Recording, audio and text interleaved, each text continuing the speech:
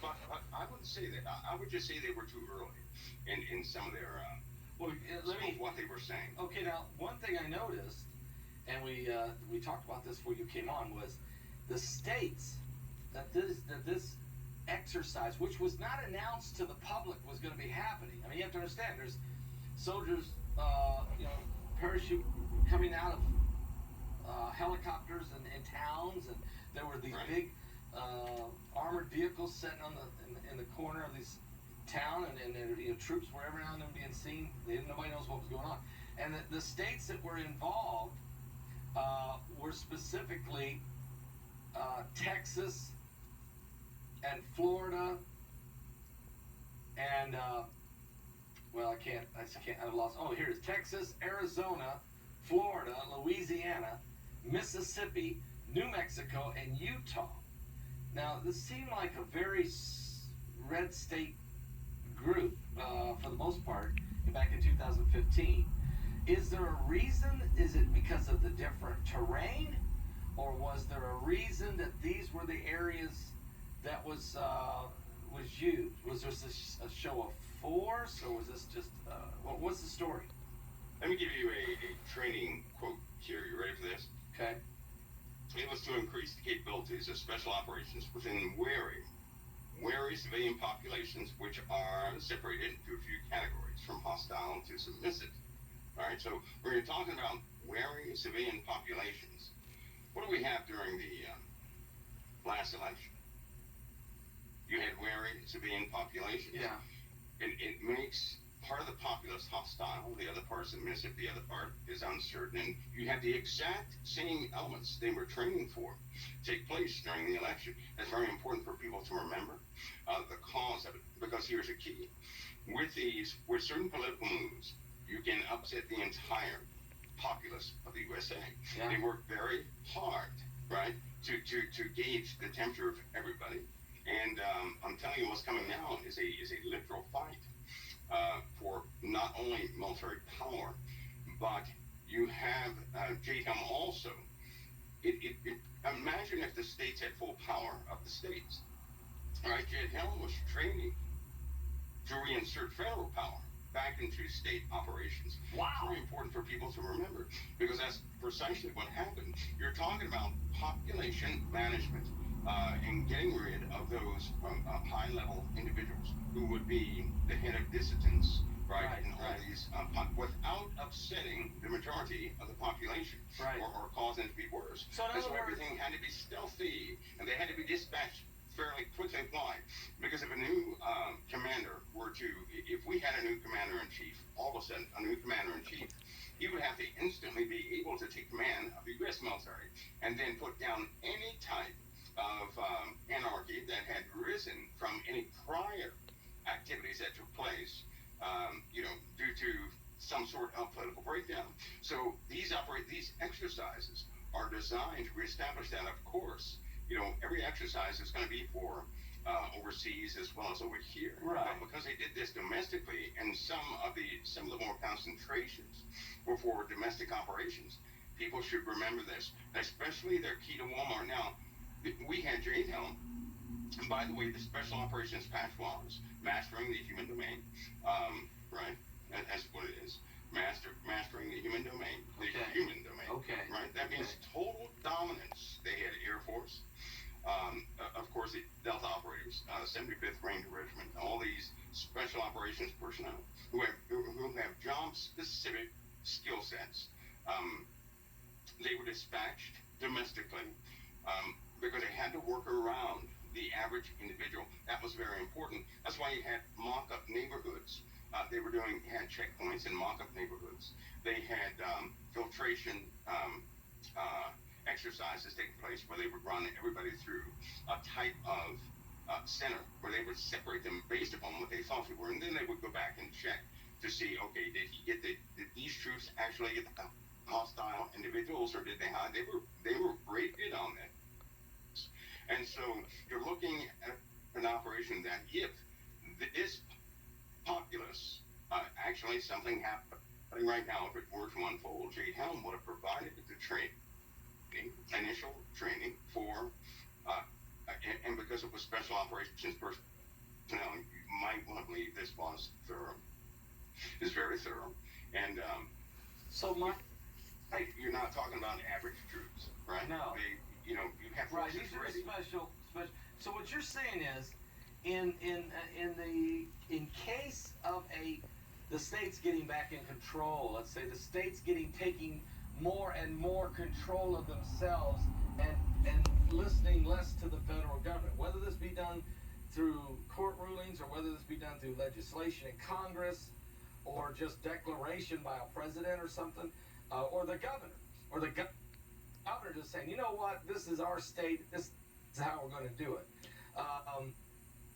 You're saying that this was a drill on how to move in and to by using Walmart stores and tunnels under Walmart and maybe railroads to extract leaders, not to really go in there and do, not warfare, go in and just extract leaders, mainly to disrupt that whole situation, to regain control of the populace. Yeah, this was actual forced population control. Right. Operations like a martial law almost. Because you don't want. Here's one thing you don't want in any operation. You don't want everybody to be your enemy.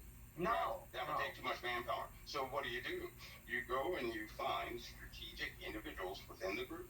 You isolate those individuals, right? Or put heavy pressure on them to change, and you don't have to face the rest of the people because most people follow by momentum, right? When the momentum's gone, they calm down.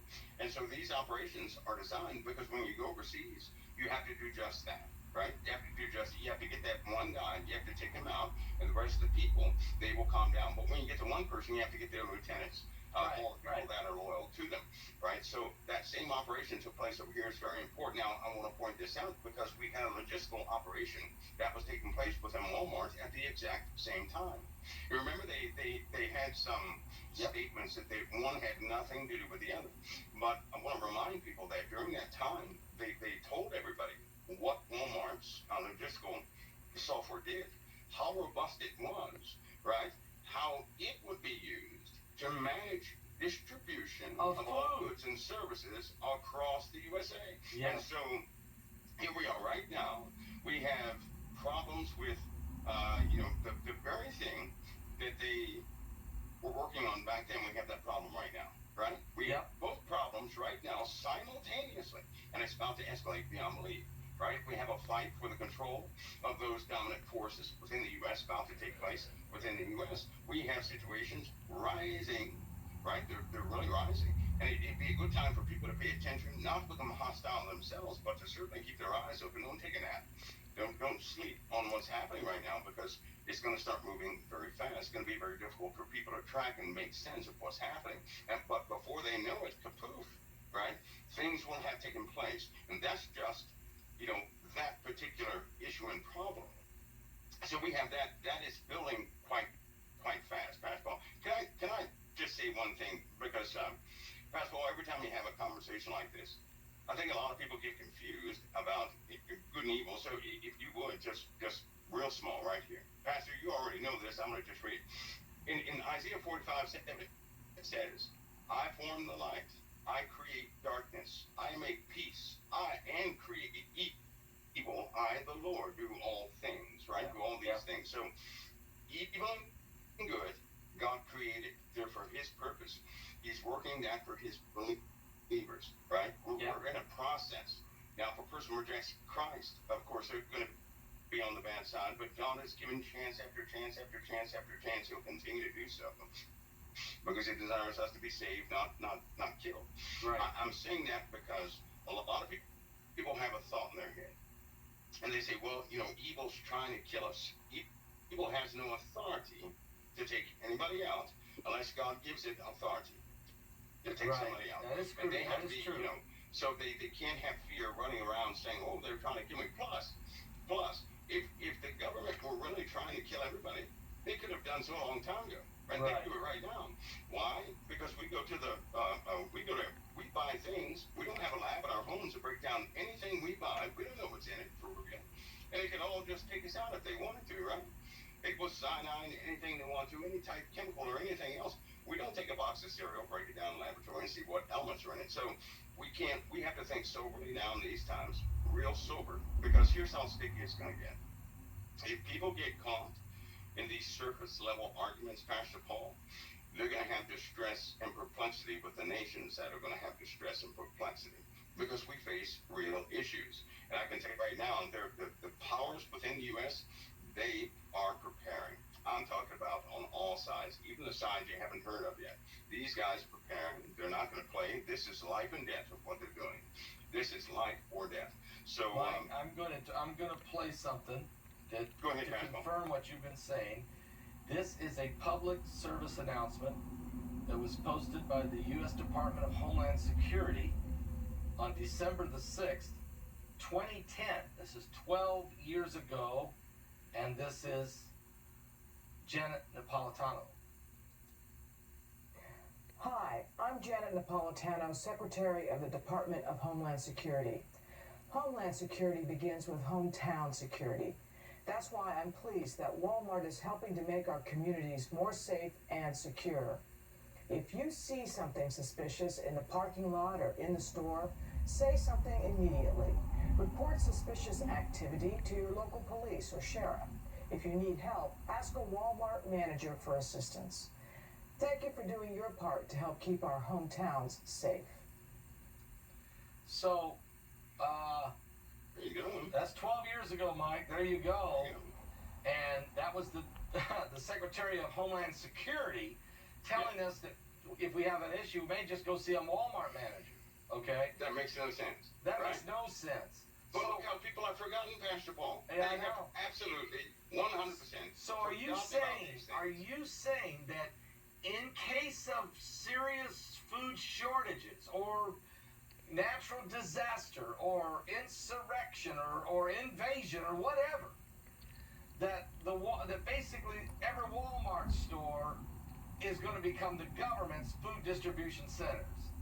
They are part of a major hub. They are in fact a hub. They are in just about every town, right? That's a processing center for more than just items on a shelf. It's a processing center for people. They are equipped to handle the processing of people in ways that you wouldn't imagine. Now, remember, it was about back in 2000. Well, during Jade Helm, I think we had this conversation. I said, Pastor Paul, when they get AI complete, right? Yeah. They're going to be ready. They're not going to be ready until AI is implemented. Yeah. Right? They didn't have AI quite ready then. No, that's 7 years ago. What do we have right now? What do we have? We have AI. So now the processing of what they are going to do, because nobody's going to stop them because everybody's looking in the wrong direction. I'm telling you, they're working without resistance right now because most of the people who could do something about it are looking at something else right now. They're missing too many things at one point. And part of my effort is trying to get people to look back into the directions that really matter so they can pray and do something about it. Because we are that last line of defense. God put us here to be a wall against evil, to be light. He set us in the darkness called earth and we're lights. But if we look in the wrong direction, and God put us here as vessels of His authority, right? If we look in the wrong direction, things are not going to happen as we would like them to. They just won't. Now, we're not going to stop what God has declared, but we can certainly change everything in the places that we are. And we can work together to try to protect the body of Christ. Absolutely, we have to work together. This is great. And when I come up trying to name this broadcast, and I came up with the name Enemy's Secret Plans. That's what you're saying. There are secret plans that are being implemented right in front of us, under our own eyes, under our own noses, and we don't see it because they got us looking at different things. They do.